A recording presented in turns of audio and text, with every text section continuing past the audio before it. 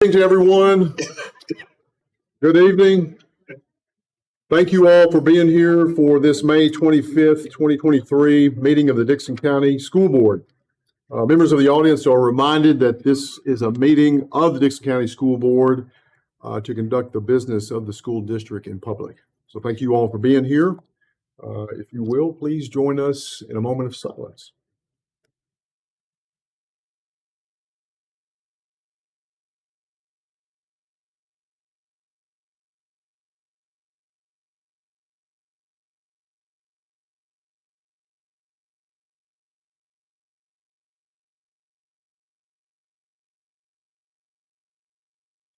Thank you. Please join us in the Pledge of Allegiance. Mr. Thorles.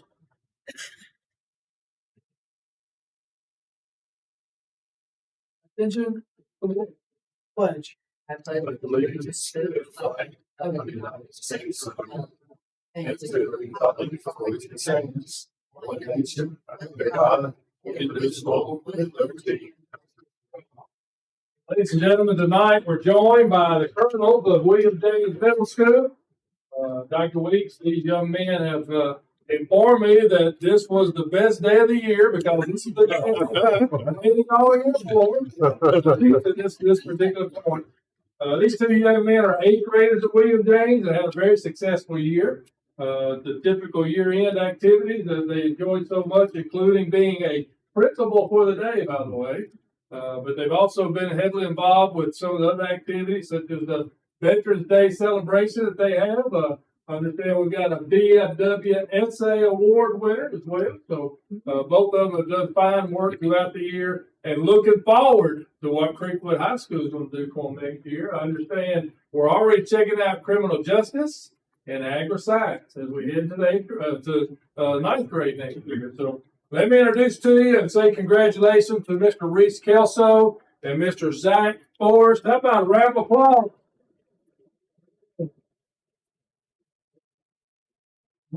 Dr. Bradley, thank you for fine young men and the success that they've had. Have a great summer, young men, okay? Thank you all. Thank you all. Thank you all for being here and good luck at Creekwood. So you'll do well.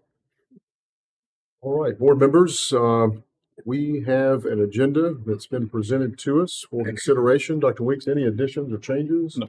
Board members, any additions or changes? Hearing none, is there a motion to approve the agenda? Motion to approve. A motion by Mr. Parker to approve. Second. Second by Mr. Chadwick. Any further discussion? Hearing none. All in favor of the motion say aye. Aye. Any opposed? Motion carries. Next on the agenda is approval of the minutes from the previous meeting, and that's for April the 27th, 2023. Board members, any changes or modifications? Could I clarify something? Yes, sir. Under comments by board members, it says that I requested additional information to be added to the human resource report concerning resignations and while they were leaving. When I went through the numbers of the 42 people that have resigned since November, I ended my remarks by saying, I therefore move the adoption of the modified HR report that I have distributed. So that really was a motion on the floor, wasn't it? I don't recall a motion being made. I said I move the adoption of the modified HR report that I had distributed. Okay. So are you? It'll come up again, but I just wanted to make sure that the minutes reflected what I actually said. Okay. Please. Yes, sir. If that is in fact, so I want to be clear, Mr. Chadwick, are you saying you made a motion that was not taken up? Yes. Okay, you made a motion. Well, I said I therefore move the adoption. Isn't that an emotion? I mean, well, it would be. I didn't say I make a motion. I mean, that's not politically how you say it. I mean, I know it's done a lot. I'll make a motion so and so, but I said I therefore move the adoption of this. Okay. Form. Well, if that's what you said, I haven't reviewed the minutes. Of course, not recorded the recorded minutes. I've reviewed these minutes. But I guess what I'm saying is if you made a motion that wasn't acknowledged, I just don't recall that, I guess is. Okay, I mean, it's fine. You'll wind up hearing it again, but I Yes, just sir. want to make sure the minutes reflected what I said. Sure, I don't think there's an issue. Any other changes or modifications? Well, hearing none, is there a motion to approve the minutes for April 27th, 2023 with that requested modification by Mr. Chadwick? So moved. Second.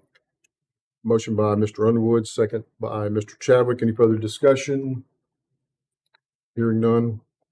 All in favor of the motion, say aye. Aye. Any opposed? Motion carries.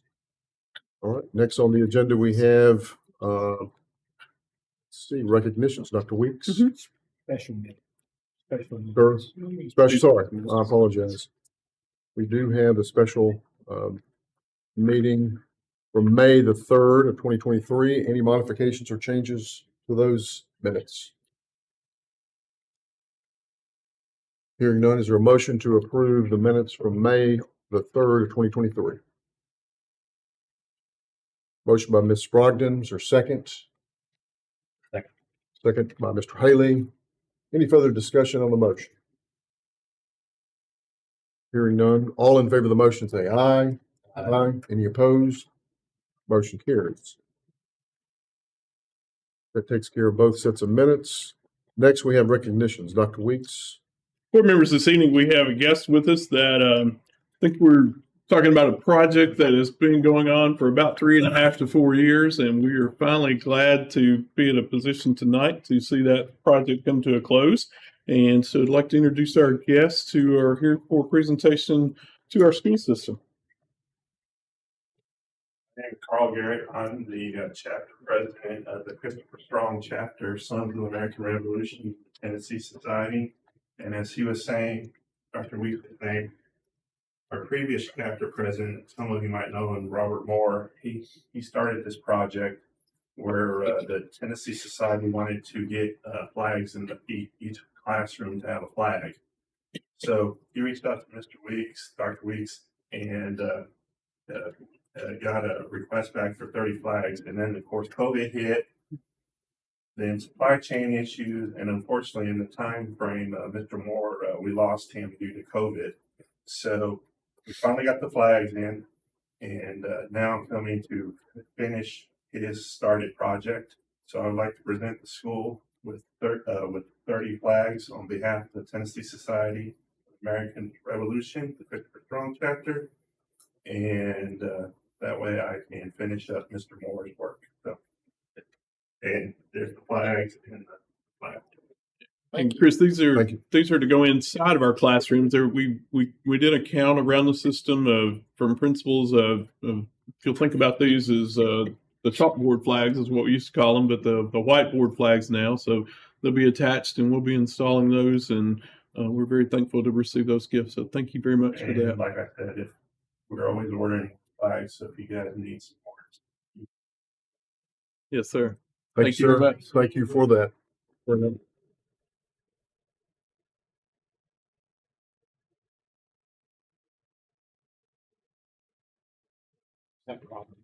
Board members, on down on the agenda on item 6 is we have a communication.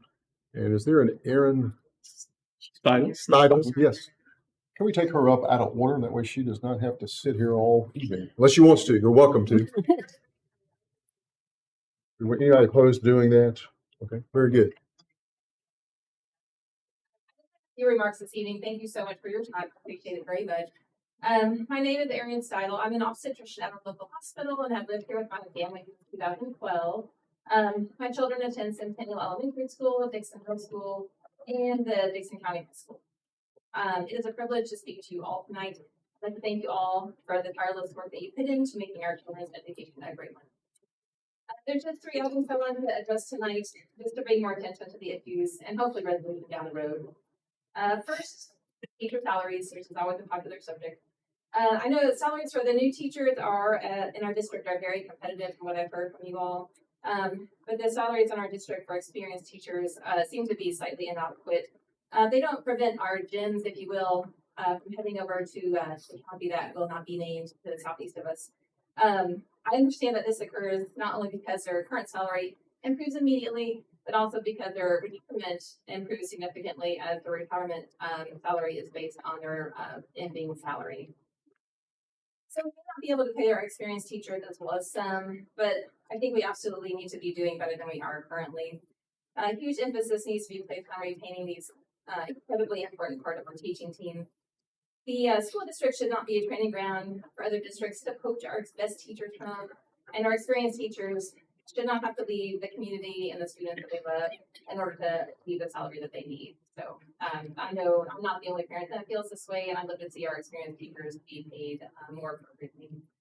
Second, athletic and other non-classroom space in our district, at least in my children's schools, some of that is in fairly rough shape. And I know you've heard from other people about that as well before. I'm not the first person to discuss this year.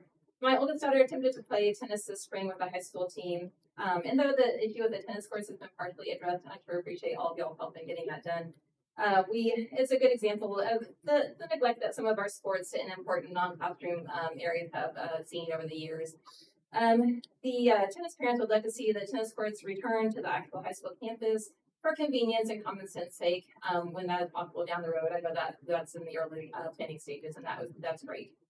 And then also regarding our track and field program, I know that Eric Kickerson has already presented a request for funds for a new regulation track, and that would be for his amazing and hardworking athletes that we all are impressed by. I'd like to support that concern personally, and just ask for the money to be sent to be allocated for that project if at all possible. And then finally, I just have to say something in regards to our sound systems at the high school and junior high campuses.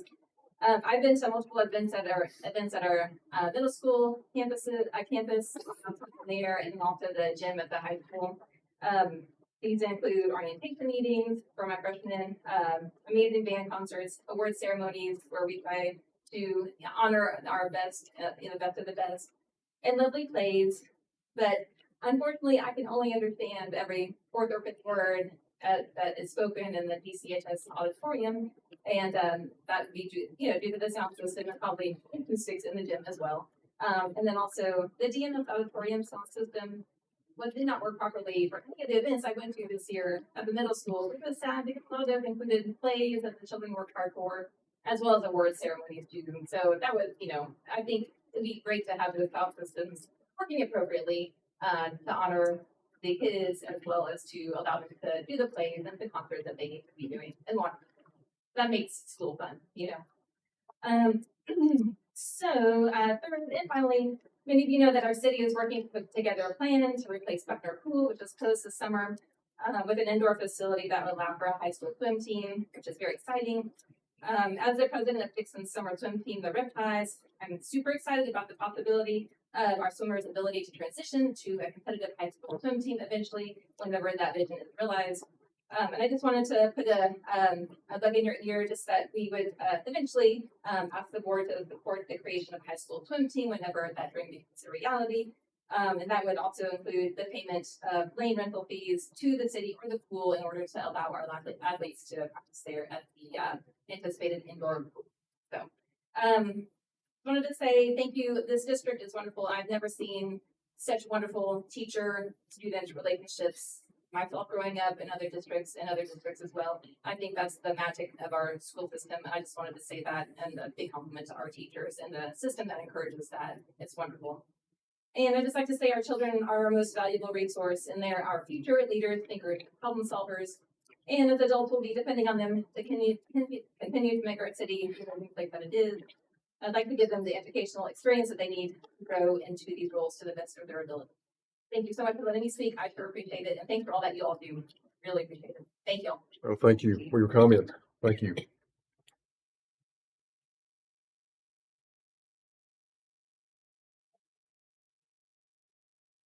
Move on to item number 3, staff reports, recommendations, curriculum and instruction. Dr. Weeks, anything on PTE? Yes, board members, pages 10 and 11, you see a request to purchase, these are some more learning lab modules that go along with the CTE grant that we've received. And you'll see one for both the learning labs. This is an emergency telecommunication simulator and a arc welding simulator. And so the total cost of the emergency telecommunications is $56,082.24, and the arc welding $82,645.64. Mr. LeCount recommends those, and I would as well. Board members, questions about the recommended CTE grants? Comments? Is there a motion to approve? Motion approved. Motion by Mr. Underwood to approve those grants. Your second?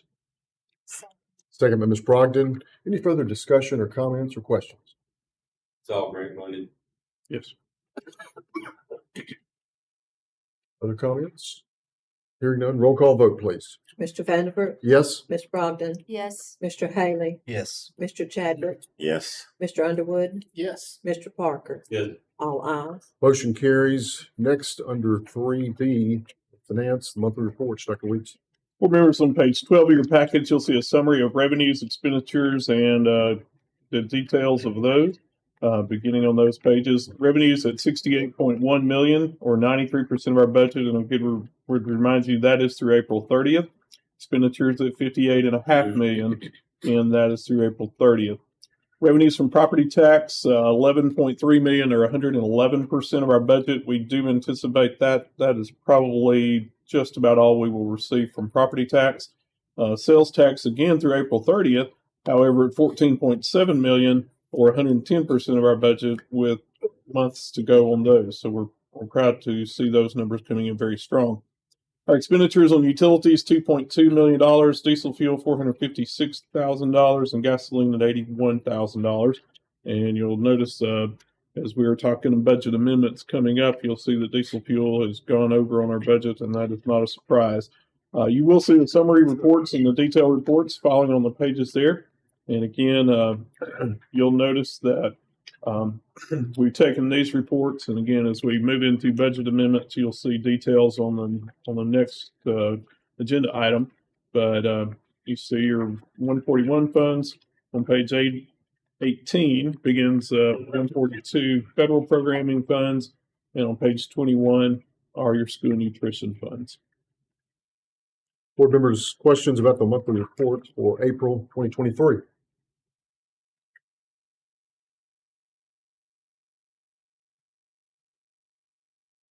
Hearing no questions or comments, is there a motion to approve the monthly report for April of 2023?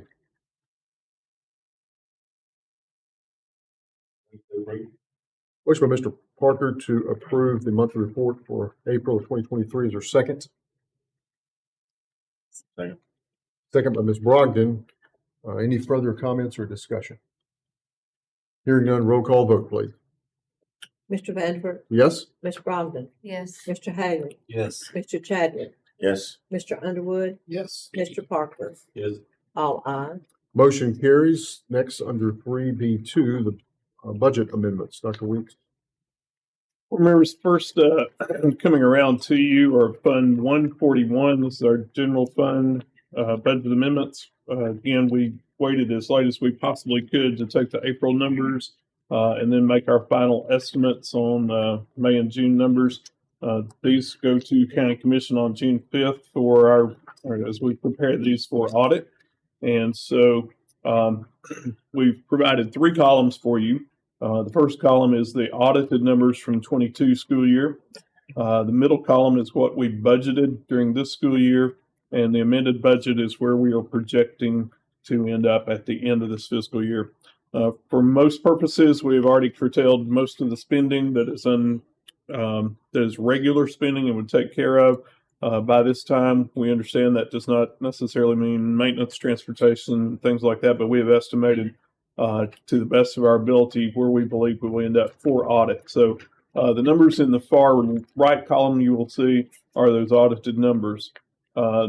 The 2 numbers that I would draw your attention to mainly on the first page, 40110 county property tax. We have exceeded that, so 10,355,400 is where we're going to amend that to for property taxes. And local option sales taxes again have come in strong. Mayor and I have met a couple of times, and we feel very comfortable with the property tax number and the local option sales tax number, line 40210, 14,293,000. So those are the two big amendments in revenues. You will see a couple of revenues on the next page of that document, the back of there. You will see it's part of the grant that you've already received and approved, but line 46,790, that vocational grant, again, you've already approved that.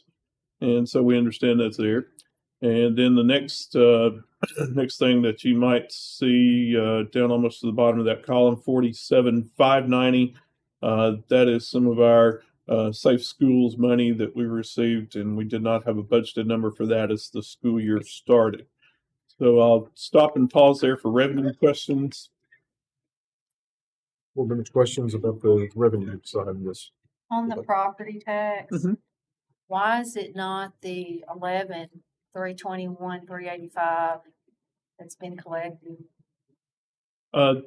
Ms. Pardon, these are the numbers that county finance has given to us, and as you'll recall, if we budget or if we amend to those numbers, those would be the items that would raise the county's MOE for education.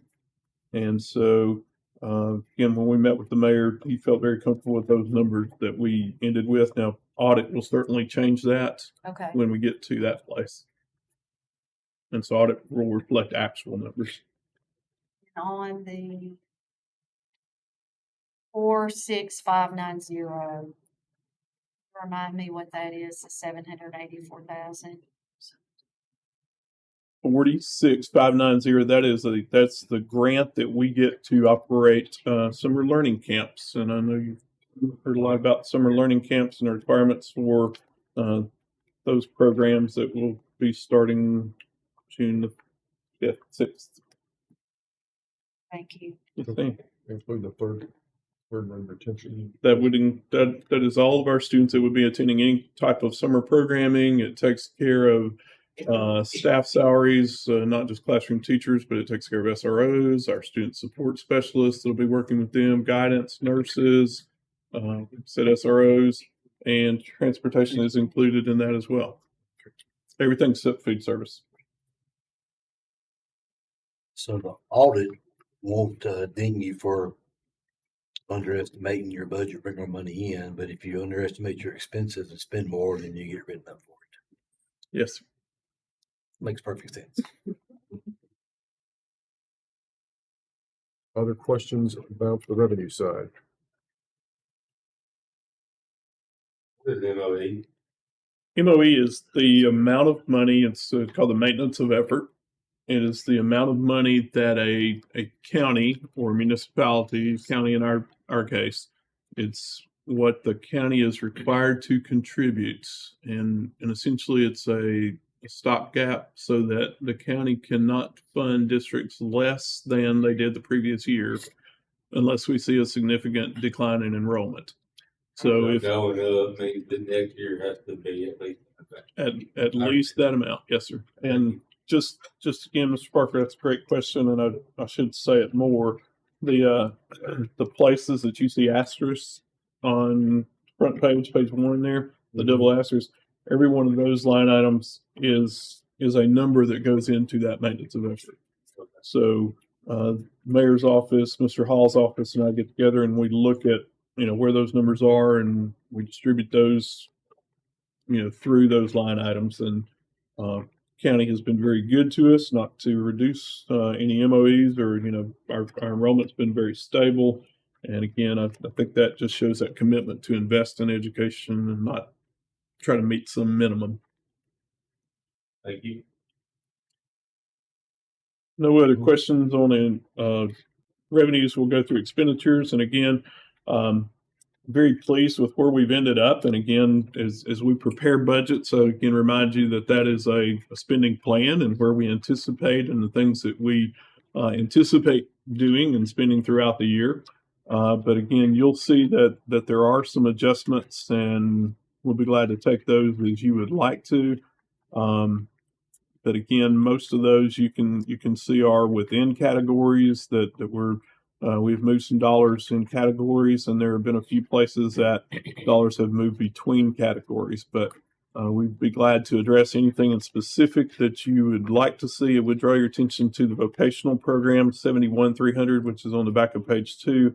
That $4 million difference, that is that grant that we've talked about in the governor's grant for vocational CTE programming. That's one of the larger ones that you will see. There are some cleanup line items that put the right staff in the right category. Maybe some people had moved after the start of the year. On the back of the second page, you see in the line 72,210s, you'll see the safe, everything that's designated as a safe, and you'll see the dash safe. Those line items have been filled in, so you'll see a little bit of difference there.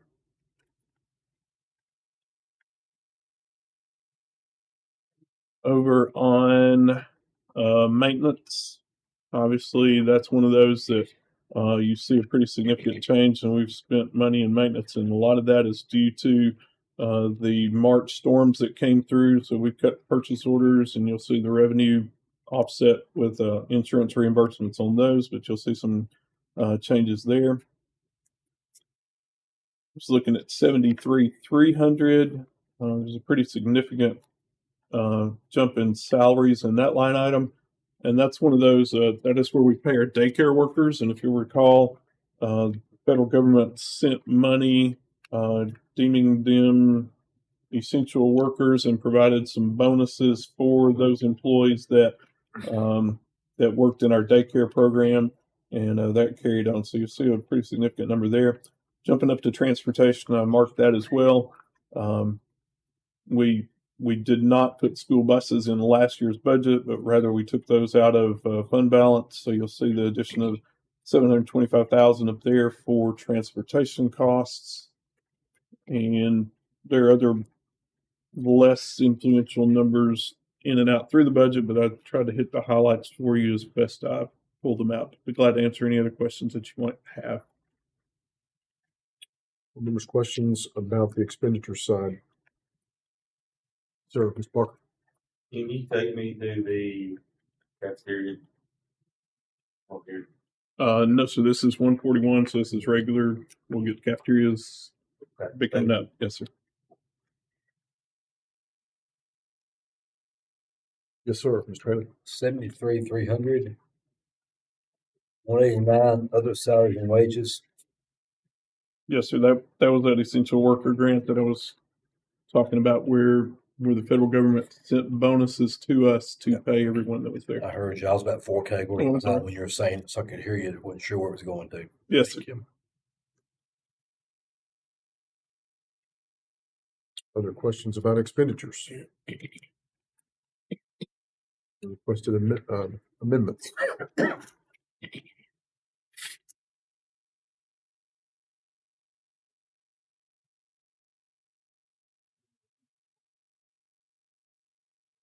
Dr. Weeks, any other comments on?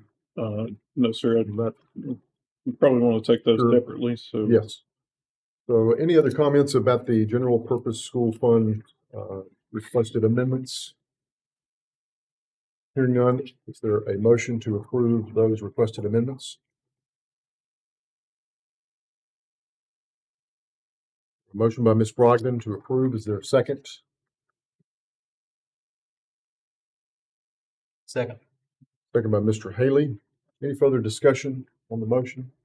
So Mr. Parker? when we amend the budget like this, where's the money coming from? Is it coming out of our fund balance? Like we had to add to it? Is that where that money's coming from, or where's it coming? there were on paper right now, because we've not finished the year in terms of revenue, it shows that there is a potential of that coming from fund balance. Actually, it's going to be offset. I mean, very confident that it's going to be offset with revenues that are going to come in from sales tax. Some of it comes from grant money. We talked about the grant. So that money you've already amended into the budget, but it's just showing on here. But again, most of it is, move a little from this category to cover that category and things like that. So It's coming from the fund balance because it's a budgeted line item like that. we don't have to get any approval to spend the fund balance money as long as it's moved from there into here. It'll go to county commission for final approval. Yes. Thank you. Yes, sir. Other comments or questions? Hearing none, roll call vote, please. Mr. Van Horn, Yes. Ms. Brogdon, Yes. Mr. Haley, Yes. Mr. Chadwick, Yes. Mr. Underwood, Yes. Mr. Parker, Yes. all ayes.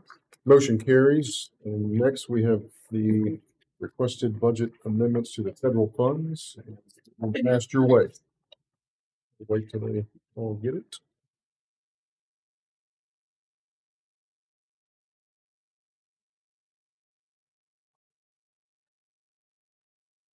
Dr. Weeks?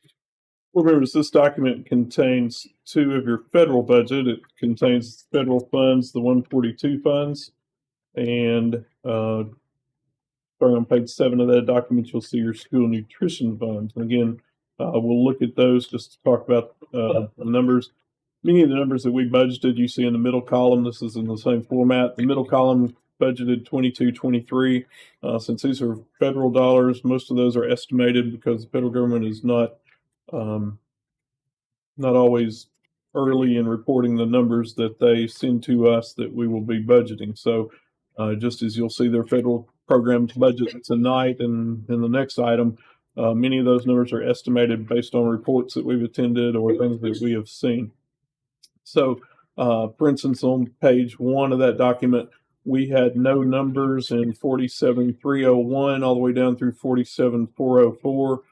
There were no numbers to actually budget in there. So the actual numbers that you see on the right column, starting with the $3.3 million all the way down through the bottom of that column, those are actual numbers that we have received and the grant letters that go along with those. So you see ESSER grant, the reopening grant, which again, that was a 21-22 budget line item, literacy grants, civics grants, preschool, homeless grants, and so on down through that column. That one's a little harder to understand because again, those numbers are not provided us when we actually go through the budget at this point in time and year.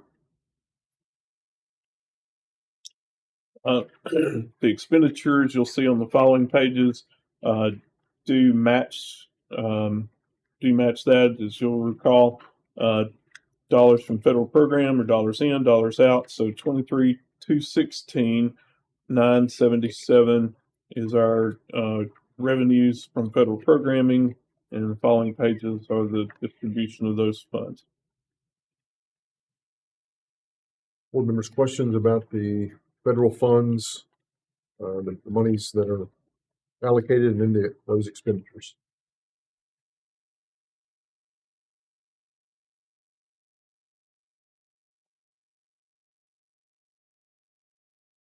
Questions or comments? In nutrition, why are we spending so much less than we spent last year? I'm just asking because I know Yes, that's what part would come up on our audit, and I think some of it would come up on our audit may have been from summer school last year. Make sure that we're not going to do that again. Definitely not going to do that again. In short, Mr. Parker, I think a lot of that is attributed to, if you'll recall, the last 2 or 3 years, starting with COVID, the federal government provided all students free breakfast and free lunch. And so whether, if a student, let's say, came in and picked up an apple, federal government reimburses for a lunch or breakfast in that case, maybe breakfast or lunch. This year, we are back to the way it's always been and the way it's where everyone pays for their meals except those people who qualify for free and reduced lunches. And so, there's that sensitive balance between how much you charge for your meals and how many people are actually eating meals and what a reimbursable meal is.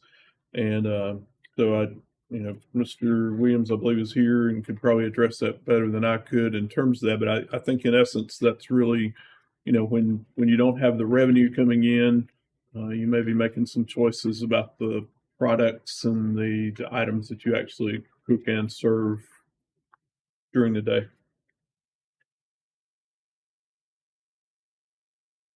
you have any specific questions for Mr. Williams? He is here. I mean, he might, if you'd like to hear I any. know, Okay. I just want to make sure that we're on track to not Yes, get we haven't, you or will, not break the couple $100,000 in all that. you'll see, in those amended budgets, we have accounted for summer school. Yes, sir.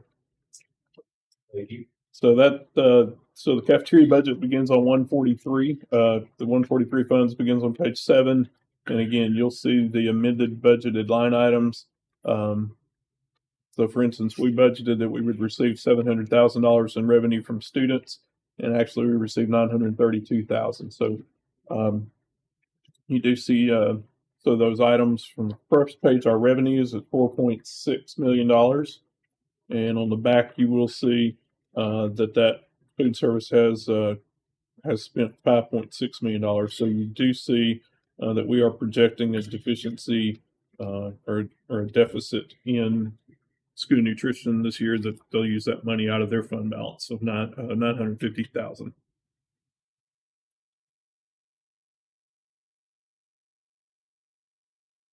Let's go back to the federal funds. Are there questions about the federal funds 142? Hearing none, is there a motion to approve those requested amendments to the federal funds? Motion by Mr. Chadwick, is there a second? Second by Ms. Brogdon. Any further discussion on the federal funds amendment? Hearing none, roll call vote, please. Mr. Vanderbilt, Yes? Ms. Brogdon, Yes. Mr. Haley, Yes. Mr. Chadwick, Yes. Mr. Underwood, Yes. Mr. Parker. Yes. All ayes. Motion carries. Questions on the school nutrition budget? Any other questions on that?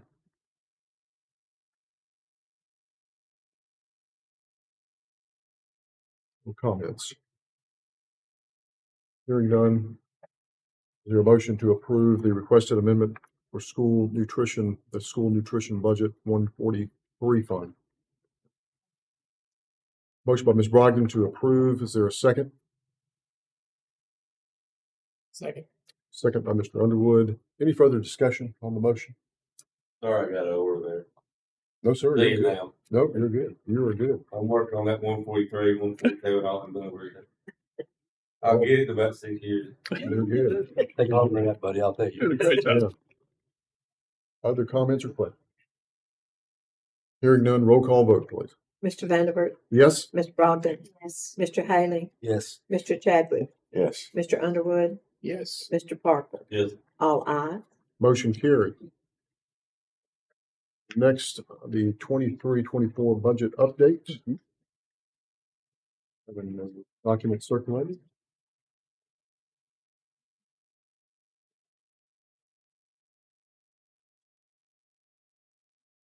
Board members, while you're waiting for that document to come around again, those budget amendments will go to the county commission for their meeting on the 5th. And so we'll have those sent to the mayor's office for that. What you see in the next packet that's coming around, again, these are the federal budgets.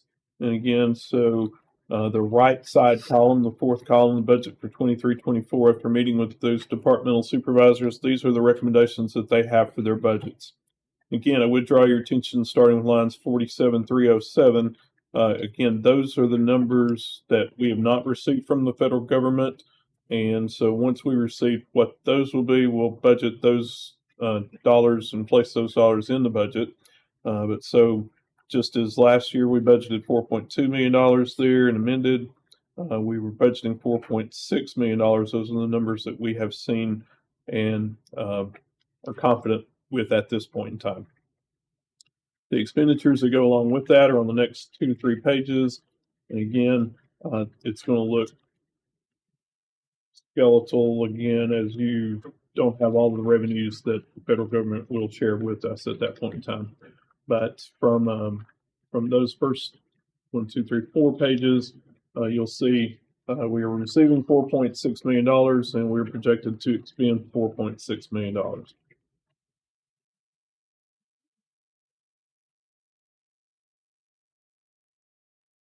Open, there's questions about those budget items for 23-24 under federal fund.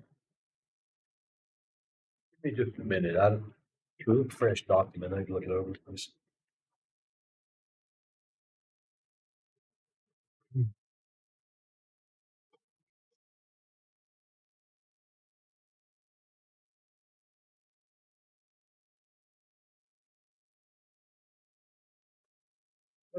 What is the 7100, 71, 100?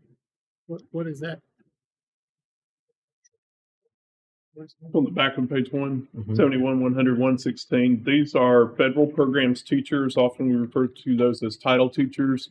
Dr. Collins manages those budgets, and so every school that is eligible for Title I funds has a committee that meets with Dr. Collins, and they're allocated a certain number of dollars. So some schools choose by committee to place title teachers in those schools. And so their salaries and benefits, everything would be in the 71 100s. So we're gonna need less of those, is that right? We need less title teachers. As the money is amended every year, one principal might ask for 2 half-time teachers or some teacher assistants rather than a full-time teacher. You know, the idea is maybe more staff rather than a certified teacher in some places. And again, she's very close about budgeting these. That could potentially change, but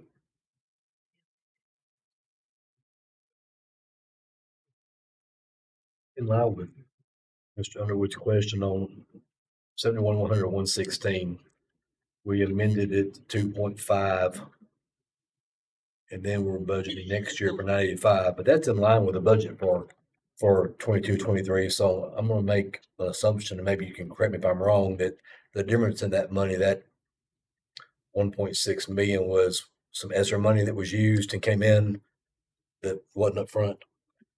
excellent. Yeah, Yes. we can expect that again this year sometime too We for some of do these. expect quite a bit of extra money. And again, that could be used there.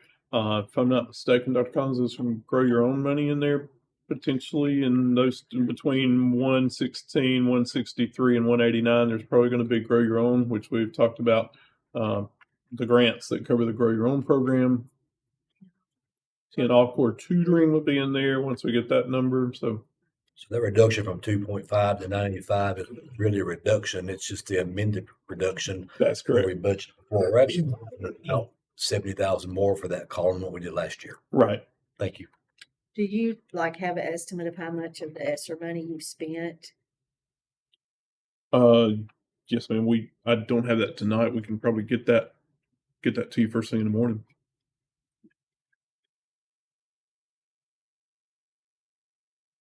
Other questions or comments about the 142 funds? Rockton, can I go back and ask for clarification? Are you looking for? Well, I'm just saying like the amended ones, when we pulled this section in that we have blank right now because we don't know the amount. Right. Got it here. Do we have an idea of what the total could be if you spent all of whatever ESSER you had left? Like this ESSER 2 has all of the ESSER 2 being spent. Okay. You know what I'm saying? Yes. It's like I Okay. wouldn't look at it and think, oh, well, we've got this much more that could possibly come in. So ESSER 2 has, I can answer that part, but we'll get you some specific numbers tomorrow. ESSER 2 has to be obligated by June 30th, so we know Okay, that'll so it cancel will out. be. So ESSER $3 will be the ones that you'll see budgeted, and then very little carryover in our ESSERs. Okay. That answers what I need. I don't Okay. need, I just was wondering about the ESSER. Okay. So, thank you. So that's the federal budget, and you want to go ahead and We'll just take those up. Federal. Well, there was other questions about the 142 funds. The motion to approve 142 funds for, these are just opposite executive, yes, budgets. Motion to approve those budgets. Motion to approve. Motion by Ms. Brogdon to approve. Is there a second? Second by Mr. Parker. Any further discussion or questions? Me. Yes, sir, Mr. Haley. The thing that gets me on the federal dollars is, and I think it gets others, and even from the public, I hear it, is that, we approve a document, a budget every year to stick to, and we amend it, but we pretty much know what's going on with that budget. When it comes to ESSER dollars, and it gets a little confusing, that's why I separated the budgeted amount to what the actual amended was this time. But those amended amounts that we approved for last year, those were monies that were really spent that we didn't just vote to spend, but we vote to amend. So with federal money, what is of concern is we think it's federal, so we don't have a say-so over it, but the board does need to approve those funds. So maybe a little more updating instead of the end of the year with a big amendment, I think would probably take away some of the question or the uneasy about, there's $19 million amended last year. And we know it's ESSER money coming in, but the board doesn't really direct any of that. There may be one program that we would prefer to see more going to versus another, but a little upfront would help tremendously with that. That's my comment. Thank you. But we're cutting back on the medical personnel. Is that what it's showing, or is that part of that ESSER money? Now, again, that's ESSER dollars that we've received the ELC grant, which has helped us take care of our clinic and our school nurses and several clinic supplies. So they didn't give us as much in 21, 22 as they did in 22, 23. I'm looking at 72, 220. 137. We're up from 581,000. 21, 22 went down to 259,000. 22, 23. That covered all the nurses.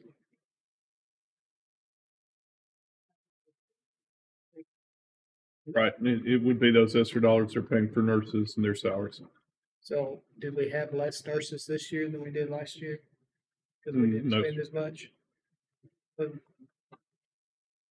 was that 21, 22 probably had something to do with COVID, didn't it? I would guess without doing a detailed account analysis history.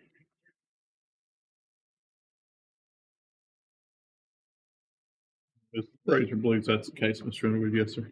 Well.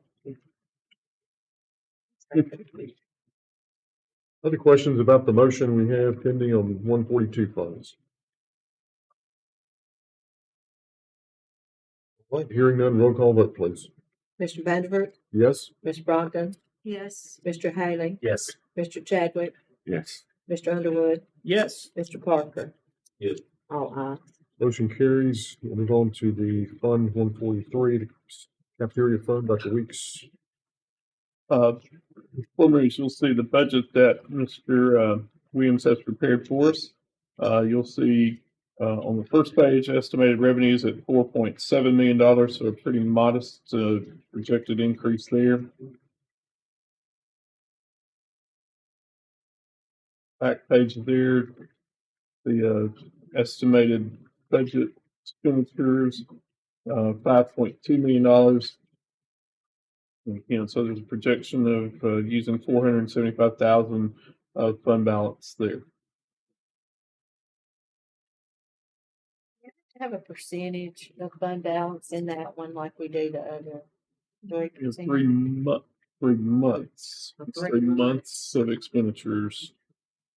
Unlike the 141 fund, you need 3%. The 143, you need 3 months of expenditures.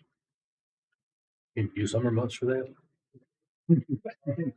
Is it an average would be over the year? That's the way we interpret that. Yes. We use the right interpretation. Other questions about the 143 funds? None. The motion to approve the projected budget for the 143 funds. Motion by Ms. Brogdon. Is there a second? Second by Mr. Haley. Any further discussion about the motion on the motion? Hearing none, roll call vote, please. Mr. Vanderburg, Yes? Ms. Brogdon, Yes. Mr. Haley, Yes. Mr. Chadwick, Yes. Mr. Underwood, Yes. Mr. Parker. Yes. All ayes. Motion carries. Next on the agenda, Dr. Weeks, anything under any budget update? Just a quick reminder for the board, 3B4, our budget will go, it did move through the budget committee. We did have a couple of questions and I think we were able to answer those questions for commissioners and the mayor. So that will go to final budget, final committee on June the 5th. And so that's the upcoming couple of Monday nights from now. And we look forward to being there. The public hearing is scheduled for that night as well on it. Very good. Thank you, sir. Questions on that as far as the update, as far as our budget being presented to the county commission? All right. Any questions? We'll move on to 3C1, surplus vehicle. Board items, you probably heard us discuss this from the standpoint of looking to purchase bucket trucks and needing bucket trucks to help us service the lights in our outside light facilities mainly. But Ms. Garton and Mr. Clifton have told me we've had a 1997 Ford bucket truck that has seen its better days, and it is. Like Ms. Garton has told me it's going to cost a lot more to try to even repair it, if we could even find parts to repair it with, to make it roadworthy. I've talked with the mayor and we've talked with the landfill, and they understand that they can use this to help them reach over into the landfill and do whatever you do to the trash and things by being up and elevated over the top of that. They do understand that this truck should not be driven on the road, that they can drive it and manipulate it around the landfill as they need to. But the mayor has told me that he would gladly accept that if we would transfer this to them. So tonight I'm asking you to declare the 1997 F80 Ford bucket truck, since we removed that from surplus or service, that we surplus that and transfer that in its title to county. Board members, questions about the request to surplus this vehicle, this 1997 F80 Ford bucket truck? Motion by Mr. Parker to approve. Second. Second by Mr. Chadwick. Any further discussion? Roll call vote, please. Mr. Vanderbilt, Yes. Ms. Brogdon, Yes. Mr. Haley, Yes. Mr. Chadwick. Yes. Mr. Underwood, Yes. Mr. Parker, Yes. all ayes. Motion carries. Next on the agenda under 3C2, school facilities discussion. Well, members, we have our team of Mr. Spencer, Mr. Bargatze, Mr. Corlew, and Mr. Martin here with us this evening. And I know at our last meeting, we talked about some options between 2 and 3 story buildings. And again, I know you have copies of those. I think since our last discussion, Jamie or Brad, y'all have kind of looked at maybe another possible option in there as well that would leave us with 2 stories, but maybe add some of those potentially lost classrooms. So Brad, Jamie, one of you guys want to jump in on that? Yeah, I'll just open up Dr. Weeks, Mr. Chairman, and board. As you know, several options have been looked at for possible floor plans for the middle school. Tonight, Brad is going to present, bring to you our recommendations for going from 3 stories down to 2 stories. So that being said, we'll turn it over to Brad and let him hand out the drawing.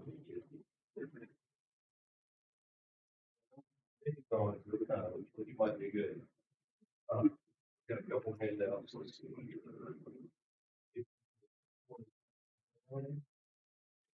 That's the former option that we showed you, and this is the latest and greatest. It's the same thing. So when we were here last time discussing this, like you said, Dr. Weeks, it was 3rd story versus 3 story, and the reason for everybody, included, the reason we're talking 3 story is because the New Directions Academy is supposed to discuss being placed in the existing back upper left quadrant of the school, which would basically take 8 to 10 classrooms away from what we currently have. So if you'll look, so C is nothing but a regurgitation of what you had before, which was the last time we met, we showed 3 stories at the classroom wing, 8 classrooms per floor, equating to 24 total classrooms. So this new version, Ron and I started thinking hard about how we could do this in a two-story. Because I know there was discussion about, do we really want the same to a three-story in the air? Will it be out of character with the rest of the building? A lot of discussion. So this scheme basically extends the two-story classroom wing by one back, which gains you two classrooms on, additional classrooms on the lower floor and two on the upper, gaining, uh, four total, so you end up with 20 classrooms. And it pushes the gym and the whole end of the building about 28 feet forward the road.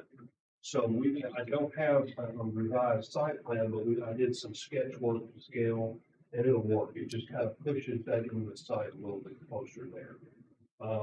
So we think that this scheme D is a pretty good, response to those last conversations.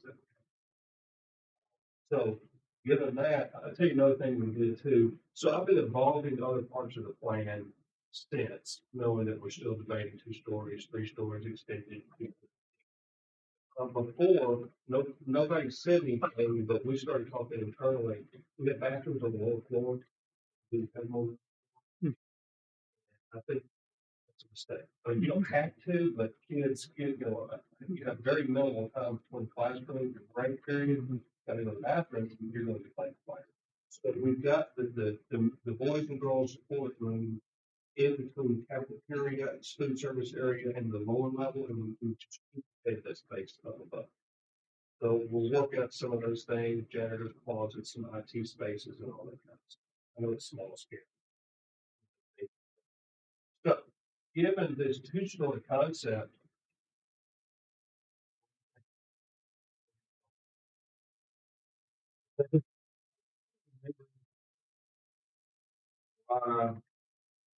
I was think you said because we lose that space for NBA, but I don't remember exactly. Is that the only reason we decided to add the third story?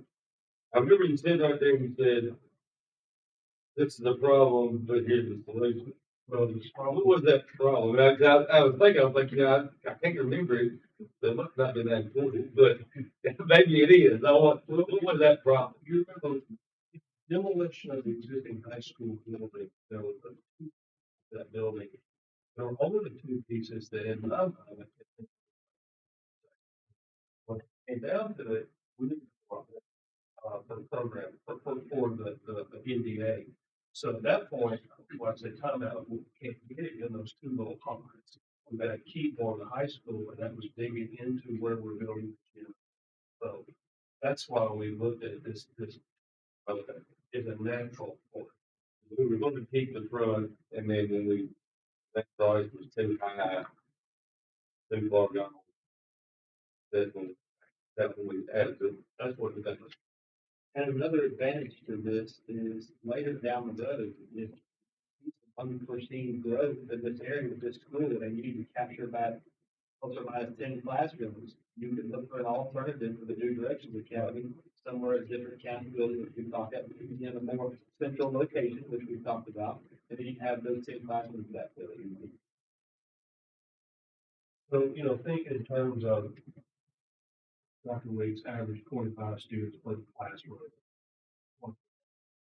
The seat scheme, which was 3 stories, the new classroom was added about 600 kids, students. And this latest D scheme adds 500 students if you look at a classroom. Still got 10 back here for gold rush. I think,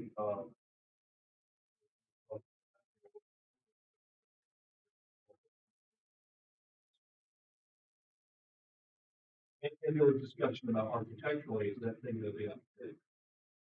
So I really think we've got room to do. I think the 2-story extended version.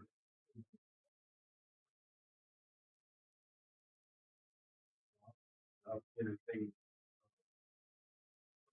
discussion or anything. The classrooms, same size. Be clear, so we're going to have restrooms, boys and girls, up one day. First floor, second floor. So it's treatment on the painting and then on the plastic, but I'd still like to look at, are you using any small classroom type settings to maybe like this food store design, but we need to take one or two rooms, like smaller city classrooms. Smaller classrooms, great programming, but that would be irrelevant on planning.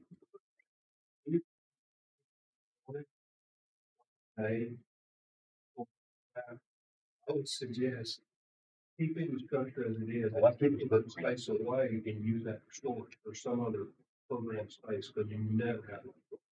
I like this spot, with adding the classroom on the floor. I'm just saying that of those rooms, if we don't need that many that big, it might be a good time to plan some petitions or some way to divide those up. It doesn't affect the footprint, it affects the program. Sure.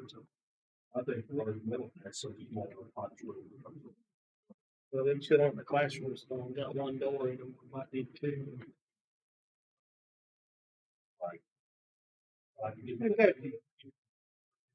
Let me ask you this, is this gonna affect parking? What are we losing on our parking? It just pushes forward the limit. And I've already done it I've only done it in sketch form right now, we haven't asked the Lord to read it. He's also getting D or C as well, so I don't wanna wear him out, if the board says go. Did you think parking, affect parking? What about a busing? Well, I should change, but it's the same scenario. So we're still gonna be able to drive around the gymnasium to the back. What's the cost difference between the 2-story 16 room, 24 room and the 20 room? Overall, what are we looking at there? Is the 24 room gonna be cheaper than going the extra distance there to the 20 room? Well, it's hard to believe. We are going to know where we are, I mean, yeah, examining, but the contact again, however. So we do all of this, okay. Thank you, Steve. All good. Okay. We're good now. So if you look at the next, I said May 25th, 20th. So the total square footage of this latest scheme is 54,148 square feet.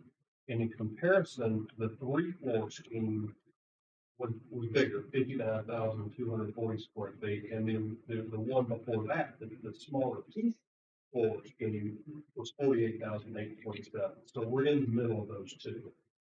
And then, do we want to mention, I mean, self-construction created this comparative sheet. I don't have. Now, costs are increasing daily. Are you sure They're not decreasing for me. Okay. I had a feeling that was gonna be the case. But I think that when they presented, they said it in this room, I believe. Yes. The first record number that we have been using, 3.5, I think was what they were using as a baseline, but compared to. That was several months ago, and don't hold me to that. We're using 350 square foot. Yeah, so sort of calculating the difference, we just easily get a general budget. I remember the comment was made that it was cheaper to go up.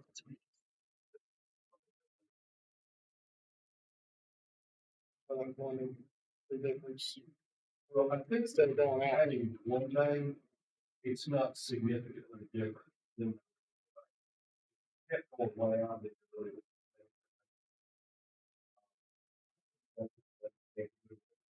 don't think moving it one day, 28 to 40 feet out is going to be any more expensive than adding the whole floor.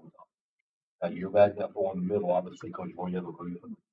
But it can't be a substantial difference. I think you gotta look at what works best for the system. Had either 4 classrooms or 8 classrooms. There's a difference there, there's no question about it, but I think you go to the third floor with 8, you're really oversizing what you don't don't necessarily need, and you're also, I'm looking at the alternative school and the options there that at least the old mixed band back there to move. The classrooms there.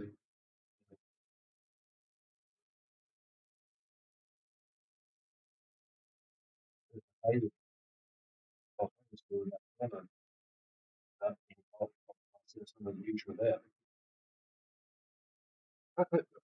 Just getting to it today. I think you're setting it straight. I think if you're, I think there's opening options up, you know, you just are. But I get your point. This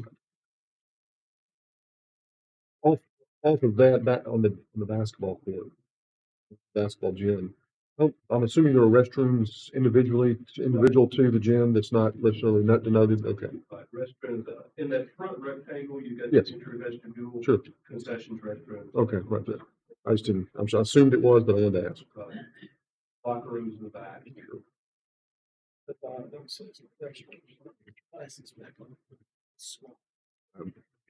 Double. That's what we modeled it after.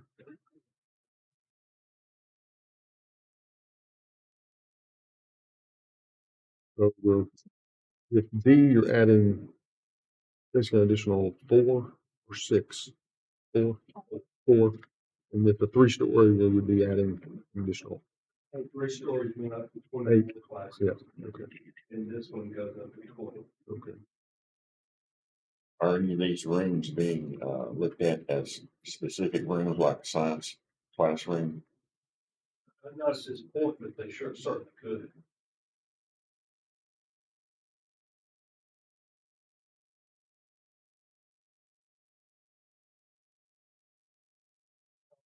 Sorry, 16, 20, and 24.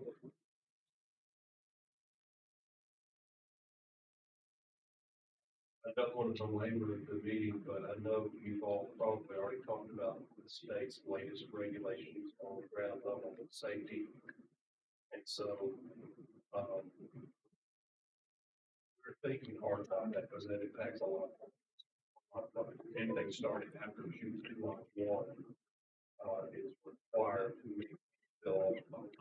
I don't Give think us the board yeah, is still give us aware the- of that, so you may want to share that. Yeah, give us the thumbnail version, not the, I brought that up, because I want you to know, because it has financial impact on everything. I've got it if you need it, Brad. Everything after July 1st is going to require bullet resistant or some type of bulletproof film glass at all ground level floors. So it's not just the doors, but it's all ground level windows and things like that. So we know that's an added cost. And we're also going to have to have doors which lock on the inside as well as the outside, which is again considerable cost. And that's not just new construction; it's any remodeling that we do, renovations that we do on any project after July 1st this year. Bless you. You have to reflect fortunate to be friends with the head review of the state highlights on this, so we're going back to him, and I assume that a lot of us have to worry about that, because those regulations are extremely vague. And so we're actually going to go webinars, seminars, tutorial, and give us more information about what it is, and he will respond to that. But just wanted you to know that it's smart, it's the right thing to do, but it has cost implications. Not riddled with windows. You know, the little entry vestibule area, I really did want to have all of it right there, so maybe we might need to rethink that a little bit and have much. I'm gonna push back into the extent, we built Bones Middle. Yeah, windows. And that's something that teachers want, students want. Natural light is important, and I'm sorry, if that's where we find ourselves, then we're gonna have to spend the money, because that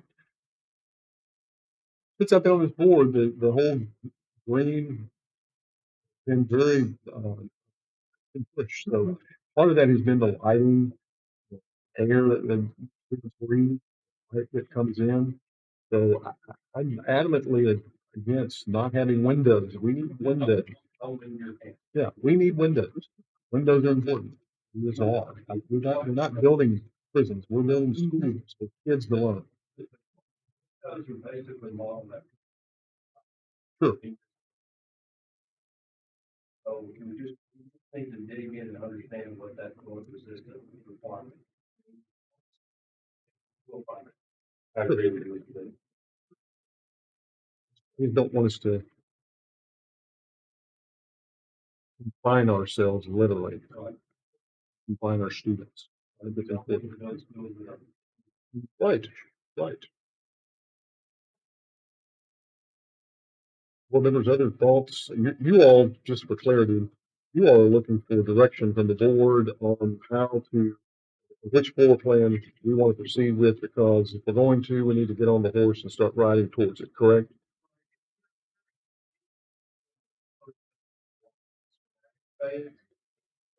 Really need. So yes, do that one, yes, do that one. Then we can finish up this tonight. Go to the next one. There's other I can make that my motion. Sir? You want that in a motion with the direction? Yes, sir. I think Make a motion, we go with option D, stay with 2 floors, have extra rooms. No, it's not tonight.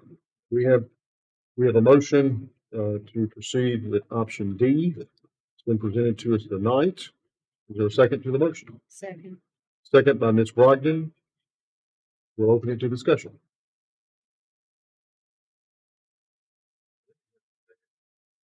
That if take it after the first, where do you go there? And this, we'll finish up the schematic design package. In our work, in architect's work, for several elements, schematic design is the first level. Design development is the next level. That gets into mechanical systems and electrical systems and structural systems, more depth. And then you'll see all that stuff and review and approve and so forth. Budgeted in every point, basically. And then we move into the hardware, the construction documents. And that's what the funds are for us is one. But at the end of construction documents, you'll have a set of documents that will be priced with accurate goes to construction. And you'll have approval in all of that.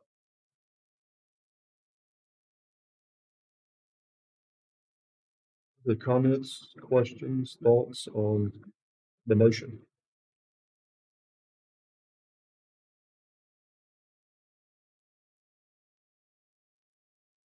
Any thoughts or comments? Questions? Hearing none, roll call vote, please. Mr. Vanderbilt, Yes? Ms. Brogdon, Yes. Mr. Hayward, Yes. Mr. Chadwick, Yes. Mr. Underwood, Yes. Mr. Parker. Yep. All ayes. Motion carries. Thank you, gentlemen. You'll have direction now. Please proceed accordingly. Thank you. Dr. Weeks, any other school facility discussion? No, sir, just for the board's information, we'll be starting the Welcome Center at Burns Middle School just as soon as school's out. And so, excited about that. And, they're finishing up the work at Dickson Middle School's driveway project. There's a retention pond area that we're having to develop because of some city requests. So we're working on that. All right. Well, there's any other questions? Think that would be done this Christmas. we hope so. Driveway. It'll be done looking good. Yeah. Mr. Hayward, I want to add on to Charlotte's direction. That's one piece, but I know the county commission's been looking at some published type programming on, we started on Dickson Elementary. I know we're not at a point of getting numbers, but I think if I'm understanding correctly, we need to carry a package. Charlotte project, Dickson Elementary, and any other needs that we're going to have at that point in time as a group. Am I correct? Yes, sir, Mr. Ray. I think that's the focus. So I think our hope is that they would come back with something, some plan proposal for Dickson Elementary. Okay. So that's gonna be work something. I'm asking. Yes, we can, sure. I think that's that is important. The last scheme that everybody knows that we had that parallel single story classroom link with connector. And there was discussion about, let's explore the connector better. Like, yes, we can bring that back. Another thing I wanted to mention to you, or to the board, just for thought is want and need variation that we're talking about. I've been thinking really hard about this package that we're gonna be putting together and shard together and mixed elementary, but I think there's a couple more needs that we're gonna wind up piece building a few months down the road. And I would like to see us as individuals, maybe next month or next work session, to bring our individual list of the larger needs for the county. There's been some discussion on the athletic facility at high school. There's been those type of things. I saw that the central office needs to be in the focus, and we're focusing on 32 million. We're going to be focusing on the needs, and then it comes out to more, make adjustments and take away as opposed to trying to add on. So, and just in conversation, we did prioritize, and so I agree. We need to look at those projects, and let's put. My thought is you all can obviously have the old thoughts, but put those together in a package as well. But these to me are like building major capital projects. And I think that that's what the county commission is looking for from us. It's like, okay, we want to do 12 middle, we also want to do this elementary, and we're looking at CTE addition. So that's what we kind of talked about. So I'm thinking we're headed that direction, focus. But also, as you're saying, there are other needs, there are other facility needs, athletically, otherwise. I think I agree. Let's package those together, prioritizing those. That makes sense. That points bring it to the forefront as opposed to just staying focused on this. Which would just elementary, and I could see us go ahead and set out the, the need, whether we get it or not. It's just, I think a lot of times we need to solve it. There are other needs that we hear every day. We heard the doctor speak on it tonight, and it's things that we've heard for years on that. I think if they hear that need, then now's the time to do what we apologize, plus, we might have to add to it. So, we bring it back to the forefront. And if I could, Mr. Haley, I've got a list of those projects started on my computer. I'd love to share that with the board so y'all can take a look at it.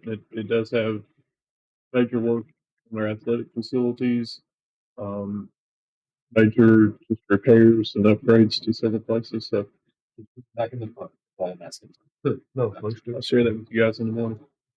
Other questions for our construction team, planning team? All right. You all can stay or leave, whatever, the best for you. Thank you all for being here tonight. Thank you. Thank you. Thank you. We'll move on. 4 minutes, we can take a break. We'll take a break for about 3 to 5 minutes. All right, let's take a break.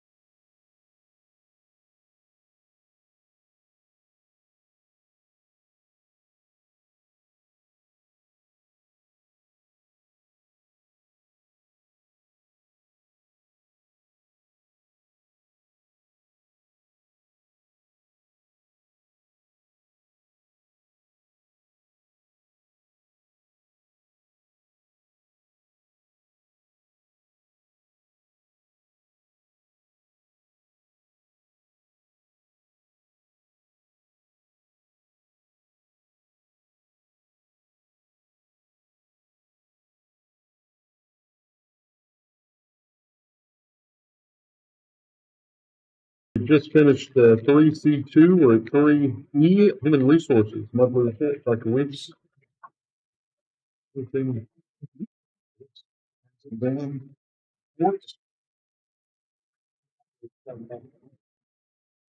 bit larger report and It was just a very busy time as always for our HR office, and you will see the report that was finalized today. You see a list of retirements, and we congratulate Miss Charlotte Eaton, Miss Marvine Fultz, Maylin Hall, Robin Hutto, Janet Jenkins, Rodney Parker, Jonna Perez, Christy Shealy, Susan Tomlinson, Laura Delhausen, and Elizabeth Williams on their service to Dickson County Schools, and we congratulate them for some of the very best retirements.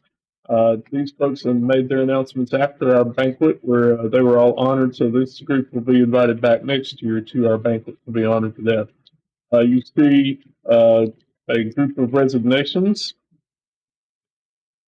On the next page, leaves of absence, which have been approved for the upcoming year or to finalize this year. Hires, transfers, assignments, and reassignments. You see that list. So those have all been hired, interviewed, recommended by their principal, vetted through the HR office, and approved through my office. board members, questions about the Human Resources report for May of 2023? Hang on just a minute. Yes, sir. Would you speak to the 3 emails you sent out? Yes, sir. Changes. April Killebrew has been an interim assistant principal at Charlotte Middle School. So her position, she was interviewed and then recommended to serve as principal for that. Miss Sarah Cunningham was in an interim role as principal at Charlotte Elementary School. She was interviewed and been recommended and contracted for principal there. At Dickson County High School, soon to be Dr. Stephanie Stiltner will be the assistant principal at that location. Miss Audrey Chamberlain is going to be the special ed coordinator. All of those individuals have been in interim positions and now have been appointed to that regular position. We do have a few more announcements that we'll be making over the next few days. Board members, other comments or questions about the Human Resources report for May? Give us an idea on, looks like they're gonna lose 67 people at the end of this year.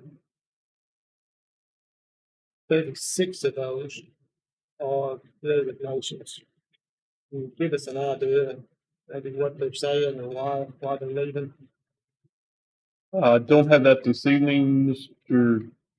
Underwood. I know Ms. Hall has an exit interview on all of those, and she totals those and summarizes those for the board, provides a report at the July meeting. Let me ask you this. Mhm. Is it gonna be an in-person interview or is it gonna be fill this out, something online? How does that work? It's not online. Principals or an immediate supervisor gives that to them. I don't know that it's a conversational. It potentially is in some places. We do have people request to come meet with us when they leave. I think the majority of them are done because they also turn that in at the same time they turn any supplies and materials they would have to us. So if they have keys and name badges and things of that nature, those are also given to principals or immediate supervisors. Well, I know we're gonna be meeting and going over some pay scale, different things here in the near future. And, it would be helpful information if we had that. And I've never seen the information on that. Excuse me. Anyway, I think it'd be helpful if we knew why they're leaving. Because we hear so many things. But we really don't have anything from that actual individual. Yes, sir, and that's, we know some people. I saw a couple of names on there, and I've had some conversations with them that didn't think the job was right for them. I've had some folks, say, have to move to another system, and the family's moving somewhere. we understand some of those. Some of it is salary based, and we understand that as well. I don't think we're experiencing anything, and I'd say quite to the contrary. I think we're doing a lot in terms of school culture and system culture to retain a lot of people. And I'd say the same thing. We get people, just as many people coming back to us that have maybe been here and left and come back and said, I'm excited to be back and glad to be back. Um, Ms. Hall was here this evening. We have lots of programs. Our our employee daycare is one of the things I think that attracts a lot of staff to Dickson County.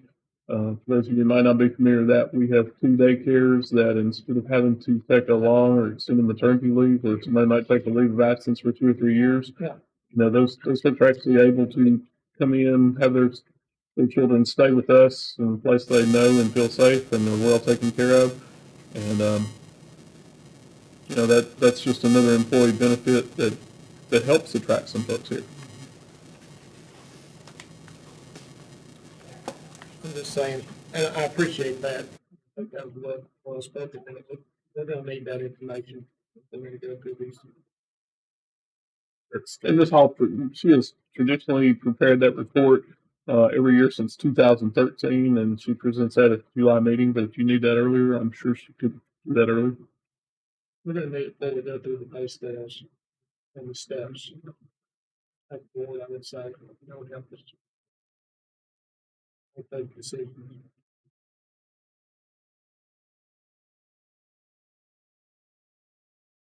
I don't know why they're leaving, they can't make adjustments, that's what I'm saying in general. Well, while we're on that topic, I do have a proposed salary scale that I would like to share with you guys. So if you want me to hold that until later, I would say that we're already having people that we're interviewing asking about a salary scale. So I'm going to go ahead and distribute this, and you can make any decisions that you might or might not want to based on that. We took the information that you as board had requested at our last session. You had given us a salary amount to distribute. My understanding, and I think our challenge was, and Ms. Fraser and I've worked on this extensively, our challenge was to continue to look at the bottom or the beginning 00 if they're bachelor's at 0, and to look at raising that amount, but also to take into consideration numbers around years 23 through 30. We have particularly raised considerably. And so in the budget that we budgeted numbers that you have given us, we would propose this as a salary scale for 23-24. Just some highlights of there. This year, our starting salary has been 41,544. 41,544. The proposed salary scale would be 45,396. Teacher mid-career that probably has picked up a master's degree by mid-career. Currently, or this year, has made 54,660. We're proposing that to be raised to 58,512.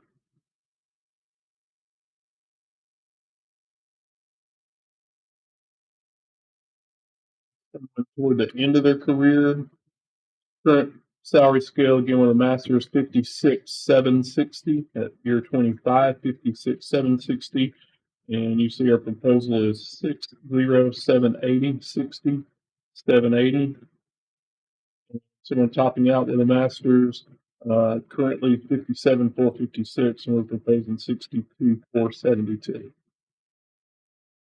Help me read it a little bit better. When the current, You don't have currents. okay. I'll make a copy if you need it real quick. If that helps you. Would help me compare a little bit. How soon are we gonna need to know or make a decision to be implemented? For physical capacity, we need to know by July 1st so that we can start paying according to the scale.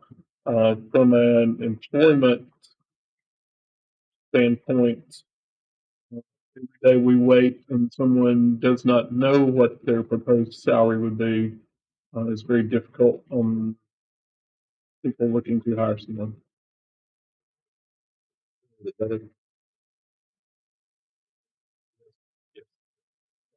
Well, the HR report, Mhm. HR report, is it pretty typical to be this large at the end of the year? But in the year, Yes, absolutely. is it pretty typical to not have no nominals or dismissals, or have they not been before yet? If an employee is being recommended for non-renewal by their principal, there's usually a conversation with that employee. Their teachers union is often involved in that, and uh, there are decisions that that employee makes.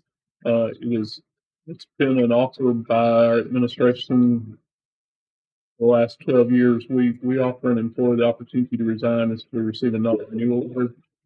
That's often better for those employees if they select or elect to go to another system to seek a teaching position. So um, we, we don't necessarily recommend that. We let them make that decision. And again, the teachers union is often involved with that. We offer that to them. And so this year, that'd be the first year that I've not seen any non-renewals. But again, So if we did have one, they probably just resigned before they got the letter. yes. Thank you for that.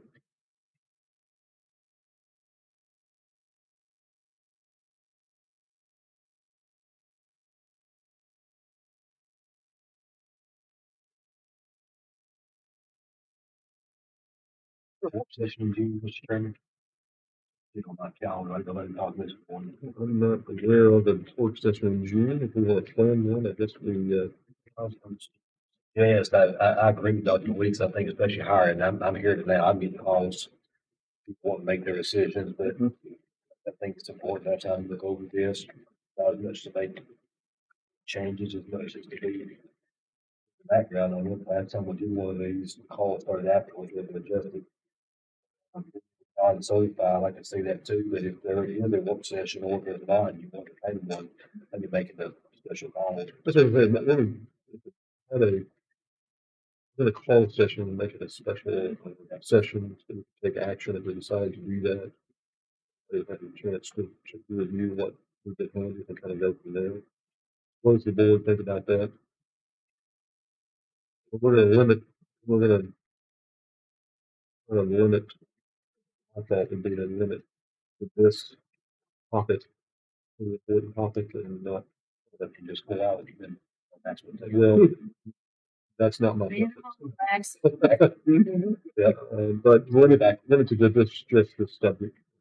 That I don't know if there's anything else pressing in the, I think it's that important. I think that they needed, I appreciate the work they've done as well, what you just read.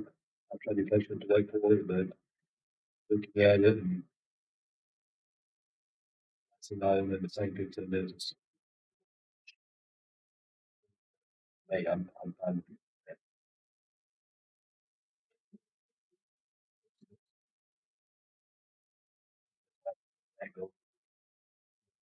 same time, I'm rushing ahead too.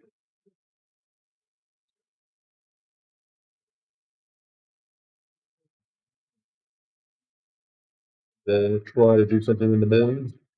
Um, yeah, or, or we make the decisions on this, this is the thought. I think the mission has.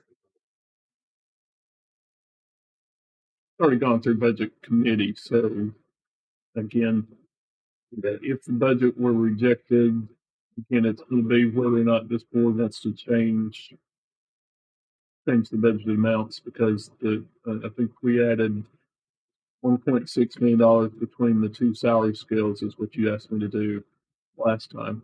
And so that's gone through budget committee. So again, if they send it back to us, then it's gonna be up to this board to say, let's move those dollars in, or let's take them from somewhere else, or adjust it from somewhere else. So county commission doesn't line item what they approve. They approve the budget. I understood they won that budget. That's my understanding.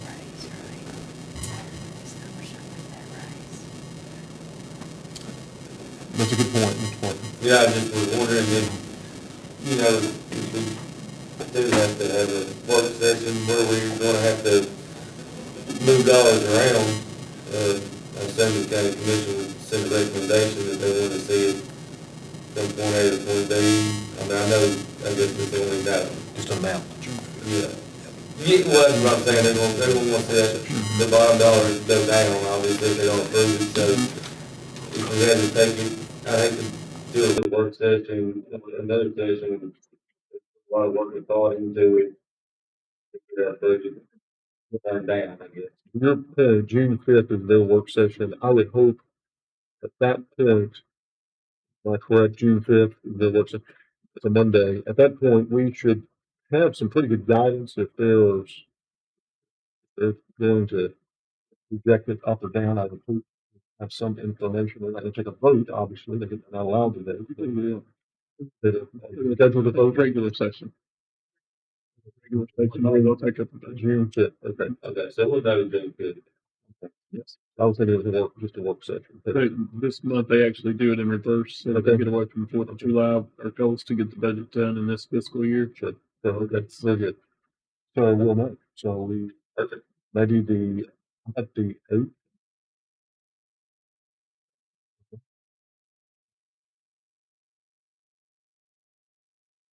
Again, I mentioned to do it. 7:30.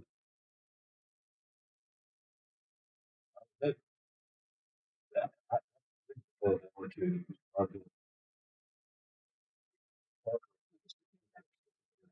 Works. Thank you. Something I didn't. I would rather not do it Okay. in the morning. Okay. Good. I can make it happen if No.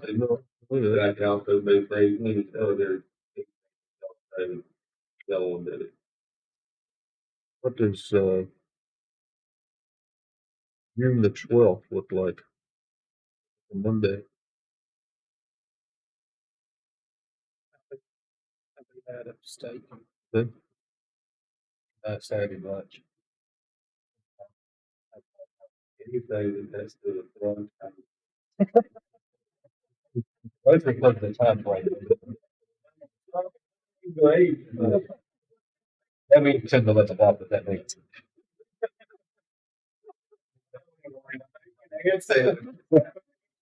I believe you McDonald's biscuit. How about June the 15th? I'm out of state that whole week. Oh, the whole week of it. 7 through 17. Right in through I think we the can 4th. afford you to myself, I do. Yeah. If they need that for him. Might have had it in myself. That's I'm good tonight, any day, till the 11th. Now until the 11th. Tomorrow evening at 8 o'clock, I got something scheduled.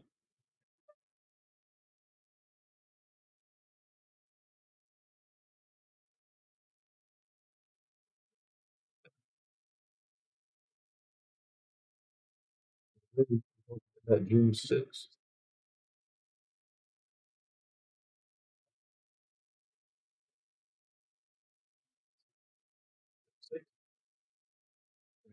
Yeah, that's it.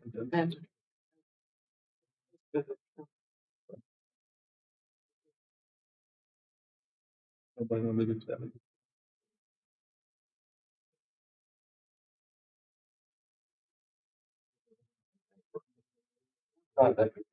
Yes. That's gonna be done that one. Saturday, Saturday, I'm gonna let them do. That's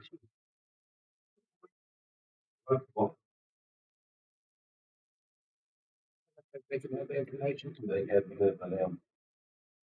We can get you the information you need. We don't have time to advertise for 24 hours. Tomorrow.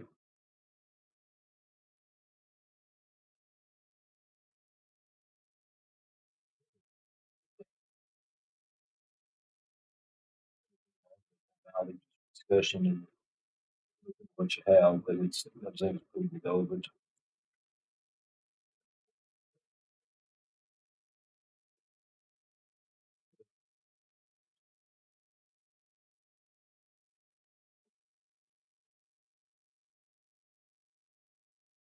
Basically leading into this elected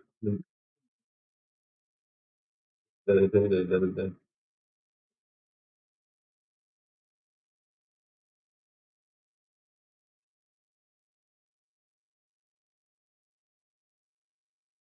This 6th and 7th is out there. Everybody go through 7th.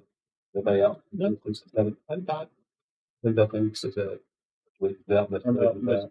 out. Right. Down below, think they'll come back tonight.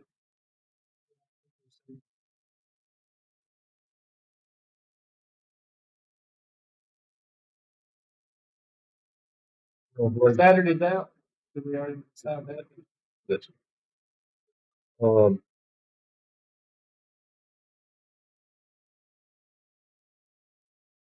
I get the point.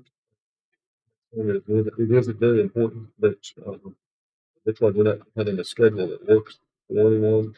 Right now, all it is, let's leave it on the next regular session. Choice.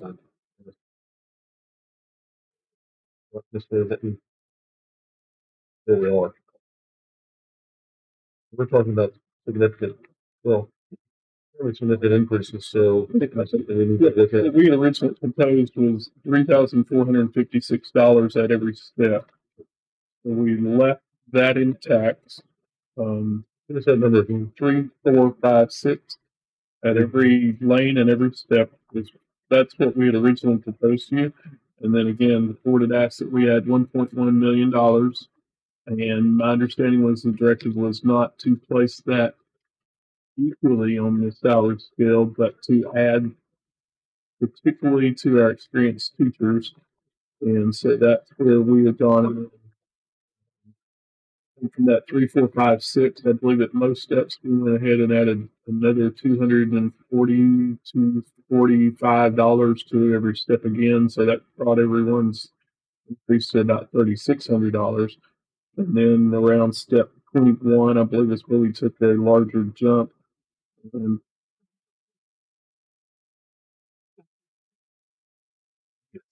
so we increased most of those steps to levels 21 through 30.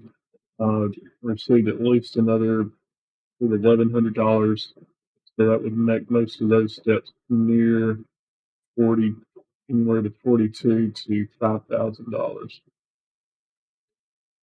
So I think those were the goals that you had asked us to do. Where are we losing them on that? I know we talked about this at one time and our salary was good the first of a few years, and then after that we started losing them to other counties. What step was that at? I don't have any Oh, you data didn't be that able to- said that. I know that was. Recall mine, but I don't believe so. I think that was those were numbers that came from the board that indicated that to us. And so, I mean, we didn't particularly have anything that said that. That was just in response to the request made by the board to do that. well, we know we're losing the experienced teachers to these other counties. But I guess we'll know what year they're in. So Right. We can easily run a table to show you how many employees are at each and every step on the pay scale. I'll never identify who left for what county, what exact reason was it dollars, but it your overtime and it's obvious, and I think it's a good step in the right direction. But we can never ascertain that information exactly. But that's what I was proposing on the When I was committing, what county they're going to, we just need to know why they're leaving. Uh, and the length of service added to that HR form, we know how many years service they had. Uh, so.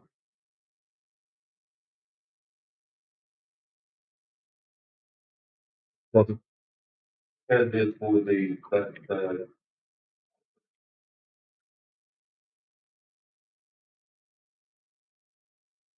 copy would be fine.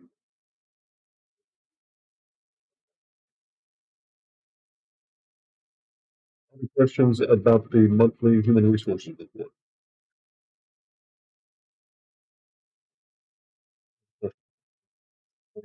Yes, sir. Is this on, is this current one on our website? You know, all the other. It should be, maybe. Sometimes they are, sometimes they're not. Most, most larger districts do have that on there. The trouble with that, Mr. Parker, is, when you look dollars to dollars, that's one thing. When you say, my wife works in HR, when I say my starting salary is this, her starting salary is that's one thing. Then you also have to look at the benefits package that go along with it. So, there are some people that I've heard, well, I'm going to so-and-so county. Someone mentioned that earlier in some comments today. There are things that people forget when they go to another county, like their retirement is considerably different than our retirement. They also forget that their insurance and benefits package is considerably different than our insurance and benefits package. So, yes, someone who looks down and says, if I drive across a county line or drive across a couple of county lines, I might can make $5,000 more. They might realize that, wow, I just made up my money driving and paying insurance premiums that I have not been paying. And I think sometimes people forget that and maybe get attracted to looking at a single sale on a single piece of paper. Yeah. The problem with the lines through it, that's that Masters Plus. Yes. So that's been taken out of the salary schedule. Yes, yes. Well, that was one way that teachers didn't know that 15, 16, and 17 years.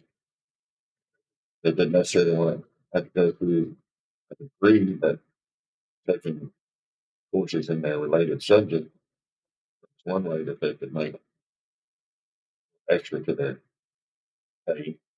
I've heard, well, so and so was teaching science and he took there's English uh, uh, classical English literature. Well, that would have anything to do with the subject. That if you had a subject, if you took courses that related to what he was teaching, that wasn't taught. It does thought out very clearly, and this board or a different board at that time, the state had taken away all advanced degrees. So it was I'm sorry, they took all the lanes away. So they either said you have a bachelor's degree or you have an advanced degree. So at that point in time, our board decided to keep the master's, the EDS, and the EDD.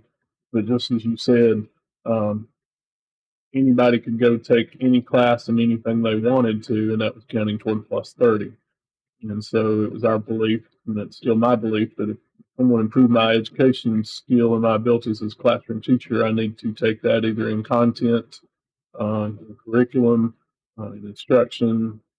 I don't need to go take a PE class or a walking class or something like that, and that's not going to help me improve my teaching skills. And I hope that's our goal with a salary scale, is to reward teachers and pay them equitably, sure, but reward advanced degrees based upon their usefulness toward the classroom setting or their assignment that they're in.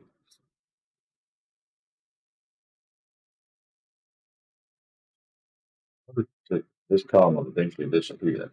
Yes, sir. The board at that time grandfathered some individuals that had that, and there's probably one too many lines on there now. I think that was it's been years ago, so we probably need to take level 10 off there. So newcomers to Dickson County are not recognized with the Master's Plus. It's the Bachelor's and Master's EDS or an ADD or another doctorate.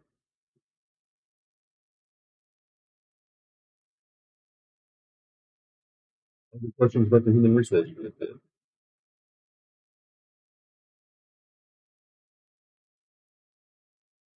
All right, we will take up the proposed pay scale at the next regular meeting. Then move on to the next agenda item, which is 3F, school nutrition. That's one, that's in two places, 23, 24.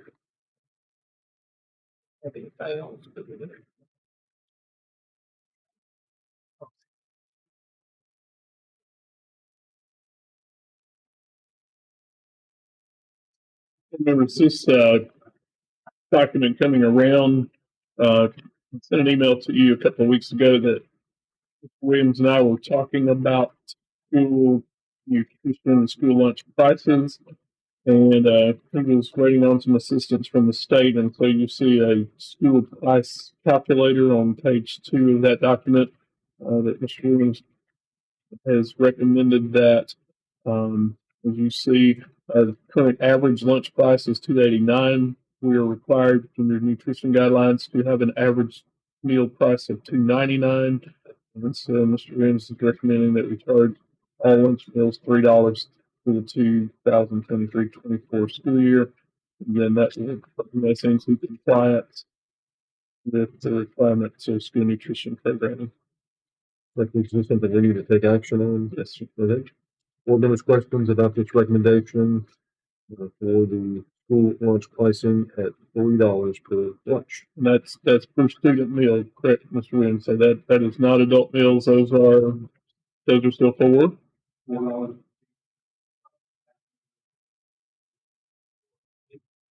So no change to those. So the changes for student meals to go, student lunches to go to $3. The exceptions would be free and reduced lunch students.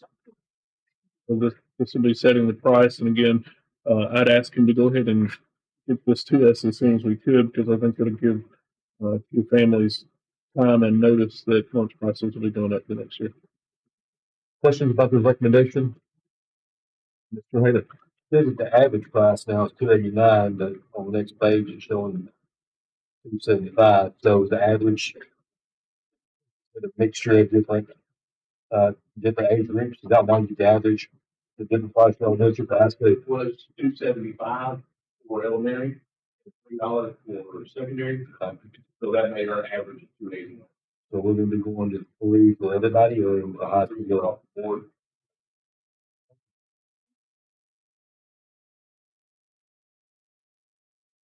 Any questions about the recommendation? You had a percentage on kids that buy lunch. Service on the average around 5,000. The age that we have, the county. So that's on the average. Free and reduced and pay.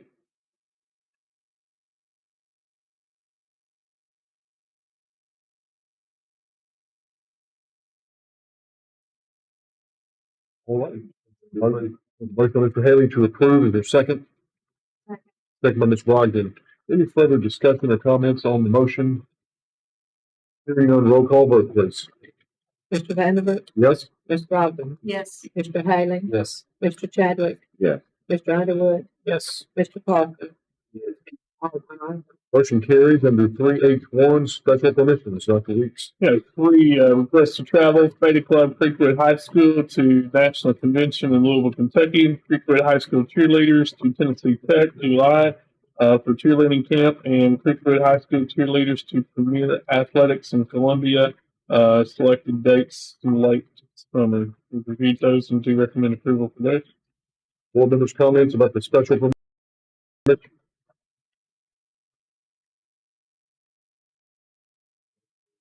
Yeah, motion to approve, and Mr. Parker, is there a second?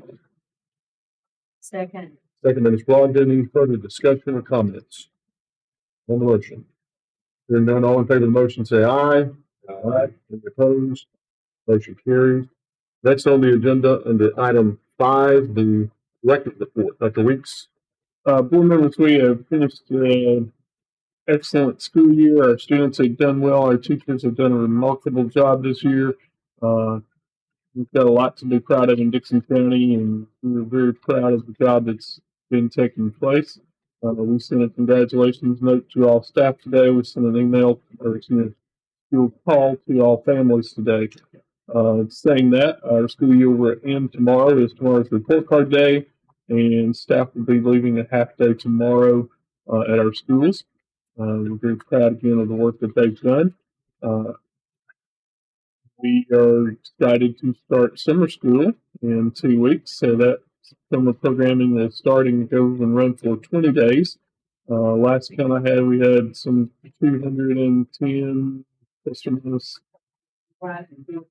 rising fourth graders coming in. Right.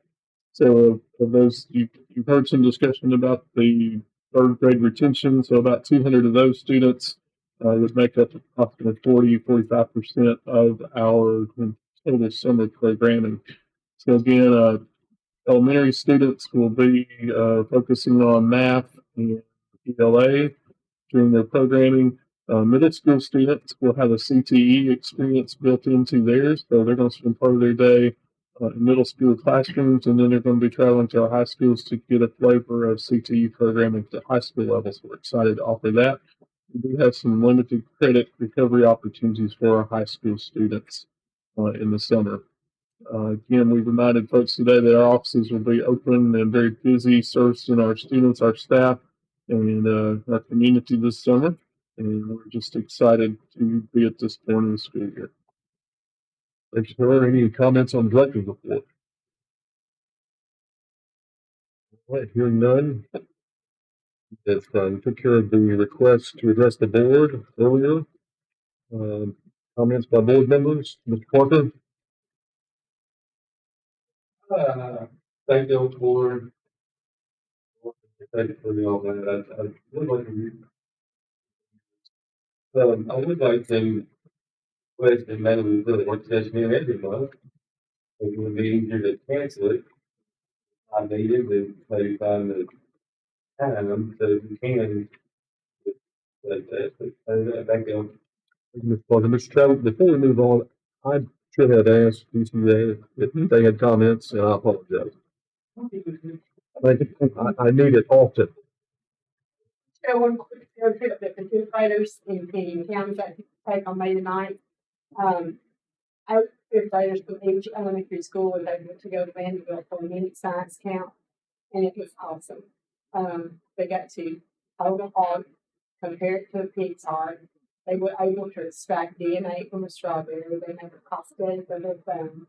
So that was a trip we want to thank Temple Office and the staff for all their support. But you guys are my favorite. So we want to show our appreciation for DPA to what you have done to help us and allowing us to speak here and telling you about the good things that happen in the school. So we appreciate your focus of education in the county and what you stand for. So we have a certificates for you guys this time. So we appreciate what you guys do. Thank you. Yes, thank you. Thank you. Thank you,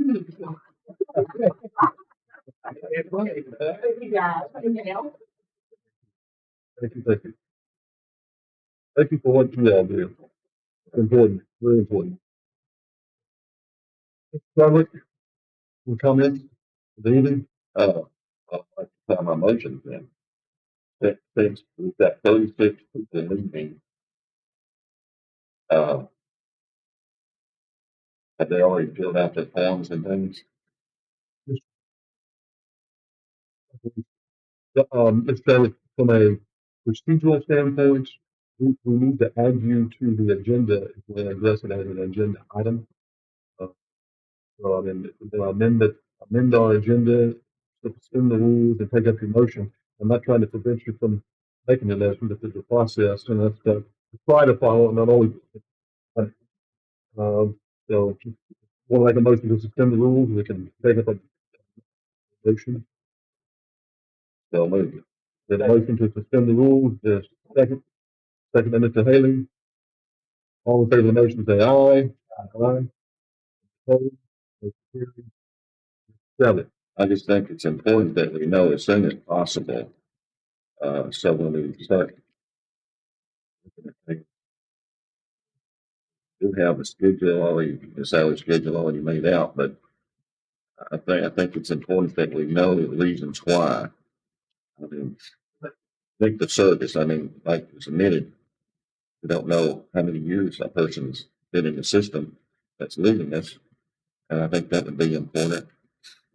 Uh, it would seem that around this 21st year, at least after 15, a lot of people do leave.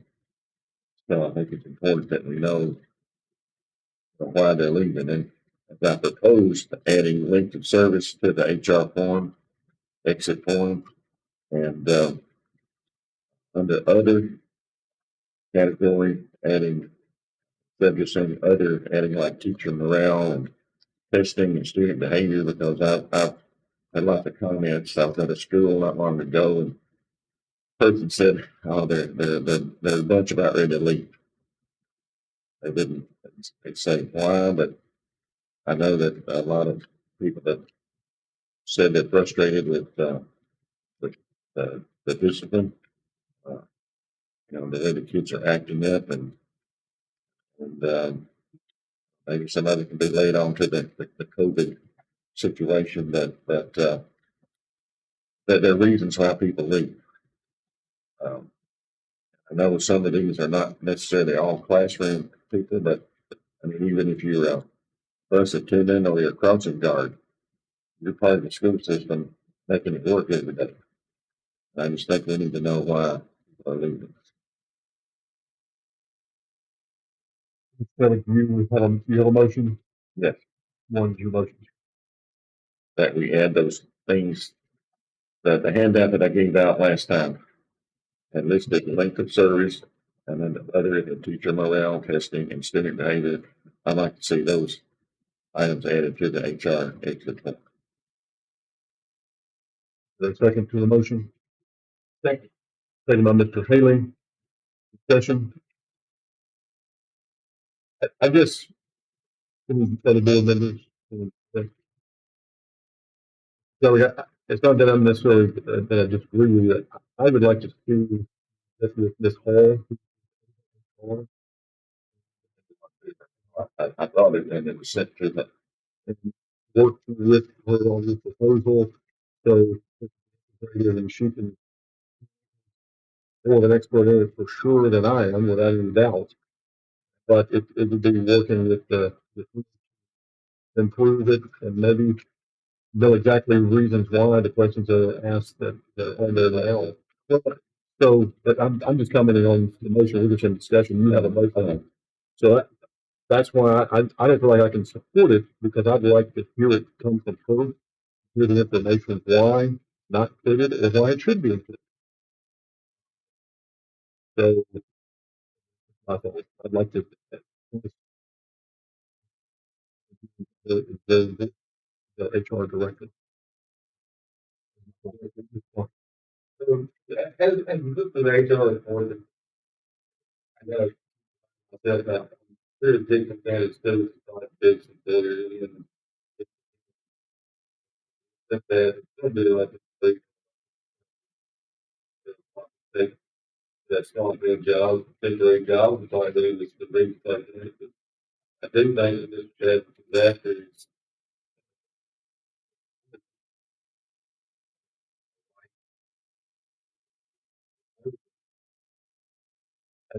the proposal is on the table. And with something to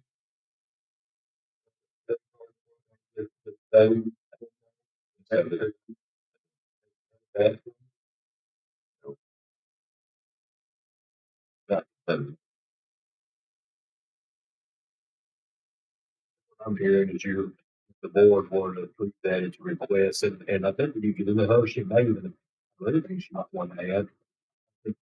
This and that, it will go a long way, and others, but I think she may add some more to it also. Further discussion on the motion? Dave, please.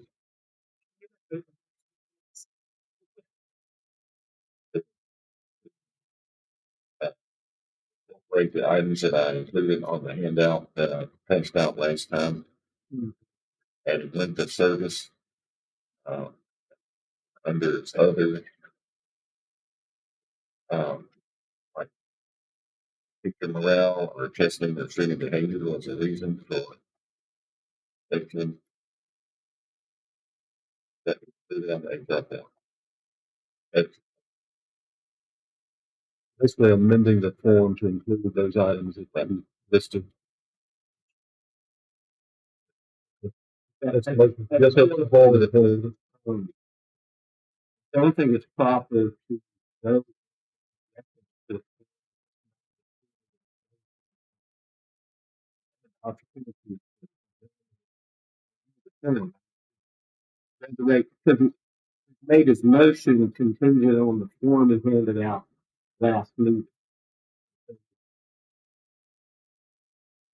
Could be wrong, but I think the pistol on it is that form that form that once everybody here is remembering exactly what they said and what it looks like.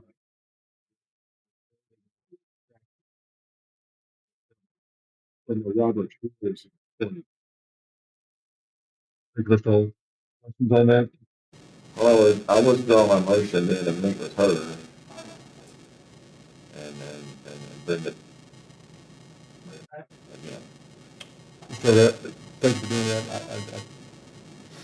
I just think speaking from you as a board, there should be a little more information on that exit form. You can put it on the agenda, and that way we can pick it up as an agenda item. Okay. So you officially withdrawing your motion, yeah. Just let me be clear for the record, you withdrawing it. Withdraw a second. Sir? Withdraw a second. Yes. Make a motion to return to regular session. There's a motion by Mr. Henry to return to regular session. Second by Mr. Parker. All in favor of the motion, say aye. Aye. All opposed?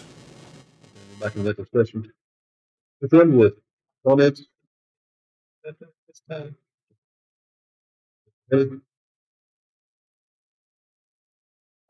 Comment on this Madden shirt. I think really catch you guys a shirt, please. Stand up, let them all see it, so then I'll be done.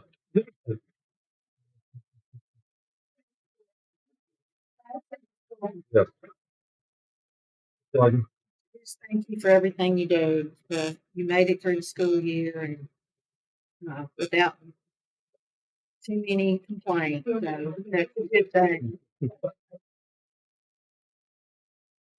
I would say to those, fourth grade teachers, third grade teachers, this has not been an easy week.